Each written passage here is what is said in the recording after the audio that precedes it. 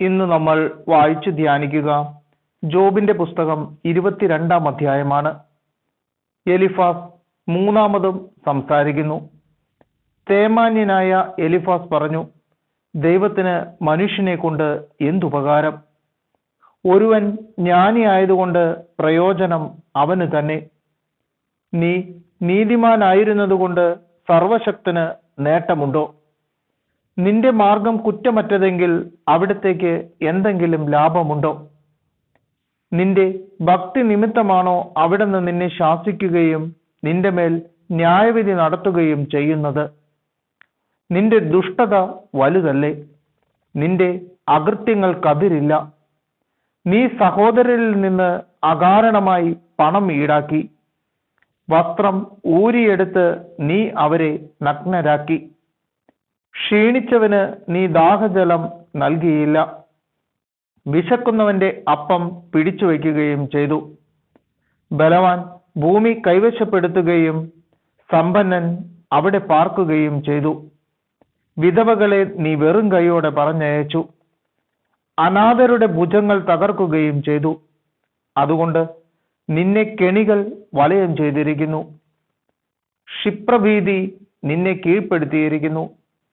നിനക്ക് കാണാൻ കഴിയാത്ത വിധം നിന്റെ പ്രകാശം അന്ധകാരമായിരിക്കുന്നു. പെരുവെള്ളം നിന്നെ മൂടിയിരിക്കുന്നു. ദൈവം ആകാശങ്ങളിൽ ഉന്നതനല്ലേ? ഏറ്റവും ഉയരത്തിലെ നക്ഷത്രങ്ങളെ നോക്കുക, അവ എത്ര ഉയരത്തിലാണ്. അതിനാൽ നീ പറയുന്നു, ദൈവം എന്തറിയുന്നു? കൂരിരുട്ടിൽ അവിടത്തേക്ക് വിധിക്കാൻ കഴിയുമോ? കാണാൻ സാധിക്കാത്ത വിധം കനത്ത മേഘങ്ങൾ അവിടുത്തെ വലയം ചെയ്തിരിക്കുന്നു. ആകാശവിധാനത്തിൽ അവിടുന്ന് സഞ്ചരിക്കുകയും ചെയ്യുന്നു. ദുഷ്ടന്മാർ സഞ്ചരിച്ച പഴയ മാർഗങ്ങളിൽ നീ ഉറച്ചു നിൽക്കുന്നു. കാലം തികയുന്നതിനു മുൻപേ അവർ അപഹരിക്കപ്പെട്ടു, അവരുടെ അടിസ്ഥാനം ഒഴുകിപ്പോയി. അവർ ദൈവത്തോട് പറഞ്ഞു, ഞങ്ങളെ വിട്ടകന്നു പോവുക.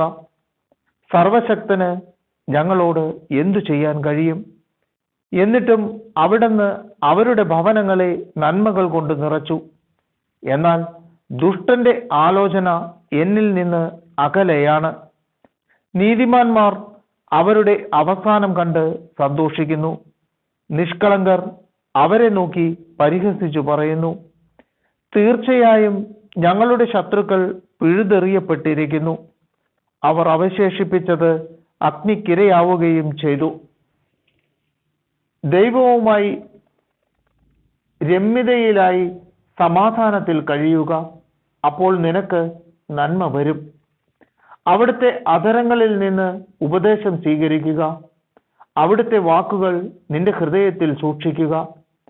സർവശക്തന്റെ സന്നിധിയിലേക്ക് തിരിച്ചു വരികയും നിന്നെ തന്നെ എളിമപ്പെടുത്തുകയും ചെയ്യുമെങ്കിൽ, നിന്റെ കൂടാരത്തിൽ നിന്ന് അനീതിയെ നീ അകറ്റിക്കളയുമെങ്കിൽ, സ്വർണത്തെ പൊടിയിലും ഓഫീർ പൊന്നിനെ നദീതടത്തിലെ കല്ലുകൾക്കിടയിലും എറിയുമെങ്കിൽ, സർവശക്തൻ നിനക്ക് സ്വർണവും വിലപിടിച്ച വെള്ളിയും ആകുമെങ്കിൽ, നീ സർവശക്തനിൽ ആനന്ദിക്കുകയും ദൈവത്തിന്റെ നേരെ മുഖമുയർത്തുകയും ചെയ്യും.